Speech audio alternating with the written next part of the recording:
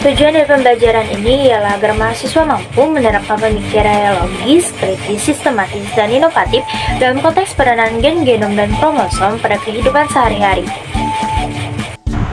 Prosedur kerja 1. Baca dan pahami materi mengenai gen, genom, dan kromosom. Yang kedua, gambarkanlah letak gen, genom, dan kromosom.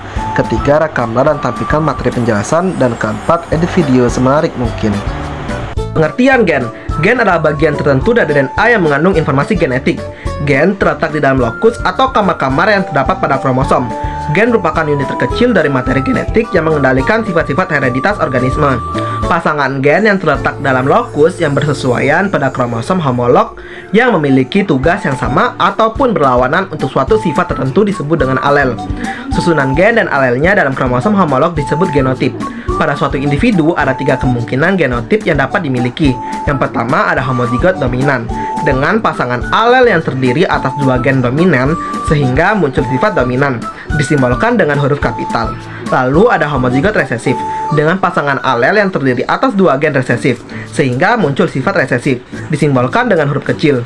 Lalu yang terakhir ada heterozigot dengan pasangan alel yang terdiri atas 2 gen berbeda, yang satu dominan dan satu lagi resesif, disimbolkan dengan huruf kapital dan huruf kecil. Struktur gen. Menurut Pratt, struktur gen tersusun dari yang pertama yaitu daerah pengkode yang merupakan ekson maupun intron yang akan mengkode RNA maupun protein. Yang kedua, ada promotor yang merupakan urutan DNA spesifik yang berperan dalam mengendalikan transkripsi gen struktural dan terletak di daerah hulu bagian struktural gen. Nah, yang ketiga yaitu operator yang merupakan urutan nukleotida yang terletak di antara promotor dan bagian struktural yang merupakan tempat pelekatan protein represor.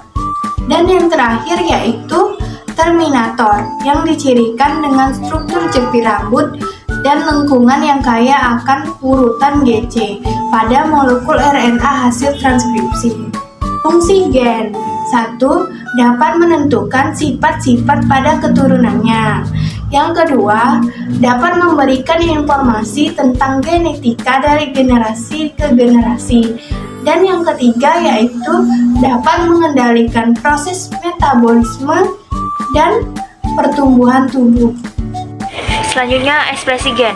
Ekspresi gen ialah proses di mana kode-kode informasi yang terdapat pada gen diubah menjadi protein-protein yang beroperasi hanya di dalam sel. Ekspresi gen sendiri terdapat 2 tahapan. Yang pertama itu adalah tahapan translasi. Tahapan translasi ini ialah proses sintesis polipeptida yang spesifik di dalam ribosom. Yang kedua ada tahapan transkripsi. Tahapan transkripsi ini ialah proses pembuatan salinan dari RNA. Genom berasal dari istilah Inggris genome yang berarti kumpulan gen. Secara keseluruhan, kumpulan gen-gen yang terdapat di dalam setiap sel individu organisme itu disebut dengan genom. Genom mengandung semua informasi yang diperlukan untuk membentuk dan menjalankan fungsi organisme. Perbedaan gen dan genom. Yang pertama, gen adalah segmen atau bagian molekul DNA, sementara genom adalah kandungan total DNA di dalam sel. Yang kedua, gen mengkode untuk protein. Nah, sedangkan genom itu sendiri tidak dapat mengkode untuk protein karena mengandung hampir semua DNA. Yang ketiga, genom terdiri dari semua pasangan basa dalam sel. Nah, sedangkan gen sendiri terdiri dari hanya beberapa pasangan basa karena hanya mewakili segmen DNA. Yang keempat, studi tentang sifat gen itu disebut dengan genetika, sementara studi tentang sifat dari genom disebut dengan genomik. Yang kelima, secara umum organisme memiliki satu genom, tetapi memiliki ribuan jutaan gen dalam organisme tertentu. Pengertian kromosom. Kromosom adalah untaian DNA yang melilit protein histon dan non-histon yang memadat atau mengkondensasi. Terdiri dari DNA yang berasosiasi dengan protein. Istilah kromosom diperkenalkan pertama kali oleh W. Waldeyer pada tahun 1888. Kromosom berasal dari bahasa Yunani, yaitu dari kata krom yang berarti warna dan soma berarti badan. Kromosom dapat diartikan sebagai badan yang mampu menyerap warna. Struktur kromosom. Pertama, lengan kromosom, yaitu untaian DNA yang melekat pada sentromer. Yang kedua, sentromer, yaitu tempat melekatnya lengan kromosom. Sentromer tidak mengandung DNA. Yang ketiga, yaitu kromatin, ialah benang-benang halus yang terdapat di dalam inti sel. Yang keempat, kromonema, ialah pita DNA yang ada di dalam kromosom. Yang kelima, kromomer, struktur yang seperti manik-manik yang merupakan protein yang dililit DNA. Yang keenam yaitu kinetokom, yaitu tempat benang spindle melekat. Ketujuh, telomer, bagian yang berisi DNA pada kromosom. Fungsinya untuk menjaga stabilitas ujung kromosom agar DNA tidak terurai, terletak di ujung dari lengan kromosom. Kedelapan yaitu satelit, ialah bagian kromosom yang berbentuk bulatan yang terletak di ujung lengan kromatin. Yang kesembilan, kromatin, ialah salah satu dari dua lengan hasil duplikasi kromosom yang masih melekat dalam satu sentromer. Tipe kromosom. Berdasarkan letak sentromer pada lengan kromatin, maka akan ada 4 tipe kromosom, yaitu 1. Metasentrik, yaitu kromosom yang sentromernya terletak di tengah sehingga secara relatif membagi lengan kromosom menjadi dua lengan yang sama panjang. 2. Submetasentrik, adalah kromosom yang letak sentromernya mendekati bagian tengah, namun tidak pada bagian tengah, sehingga kromatidnya terlihat sedikit panjang sebelah. 3. Akrosentrik, yaitu kromosom yang letak sentromernya berada di antara tengah dan dekat ujung lengan kromatin. 4. Telosentrik, yaitu kromosom yang sentromernya terletak di ujung kromosom, bentuknya seperti huruf I. Berdasarkan pengaruhnya terhadap penentuan jenis kelamin, dibedakan menjadi dua, yaitu autosom atau kromosom tubuh dan gonosom atau kromosom kelamin atau seks. Fungsi kromosom. 1. Fungsi utamanya yaitu untuk menyimpan materi genetik. Yang kedua, untuk menentukan jenis kelamin. Yang ketiga, berperan dalam transkripsi DNA untuk melakukan sintesis protein. Dan yang keempat, berperan dalam proses pembelahan sel dan memastikan sel yang telah membelah memiliki gen yang sama. Jumlah kromosom. Kromosom haploid adalah kromosom yang berpasangan dan memiliki struktur dan komposisi yang sama. Sel yang memiliki kromosom haploid ini disebut dengan sel diploid, sedangkan sel yang kromosomnya tidak berpasangan disebut dengan sel haploid. Jumlah kromosom pada setiap sel tubuh manusia yaitu 46 kromosom atau 23 pasang. Mutasi. Mutasi merupakan perubahan materi genetik atau gen kromosom yang mengakibatkan terjadinya perubahan sifat atau karakter yang dapat menurun.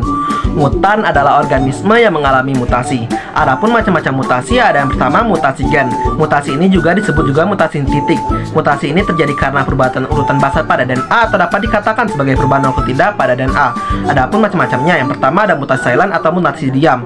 Adalah perubahan kodon yang tidak menyebabkan berubahnya asam amino. Pada gambar terlihat pasangan nukleotida adenin berubah menjadi timin urasil, namun asam aminonya tetap. Yang kedua ada mutasi nonsense. Adalah mutasi tanpa arti di mana mutasinya berubah kodon asam amino menjadi kodon stop.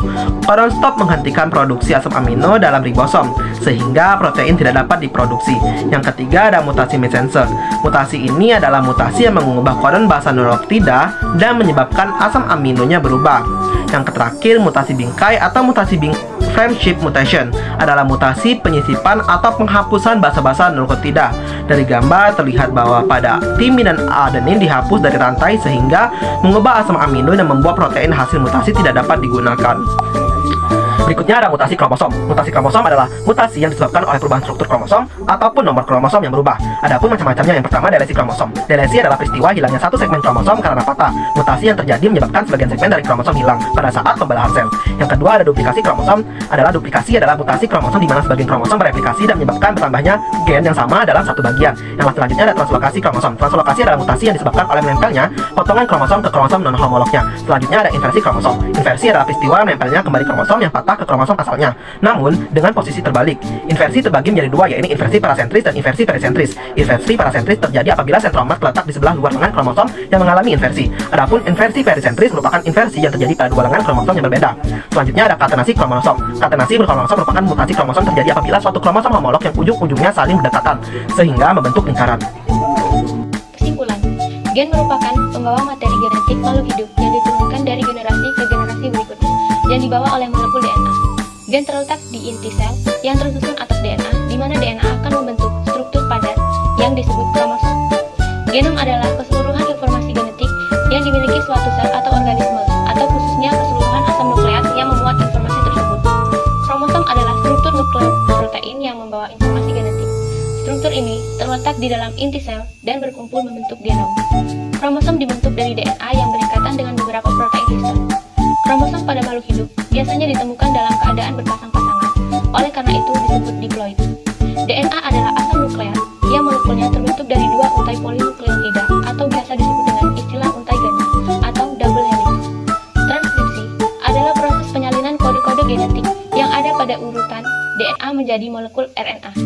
Transkripsi adalah proses yang mengawali ekspresi sifat-sifat genetik yang nantinya akan muncul sebagai fenotip. Translasi adalah proses penerjemah urutan nukleotida yang ada pada molekul mRNA menjadi rangkaian asam-asam amino yang menyusun suatu polipeptida atau protein.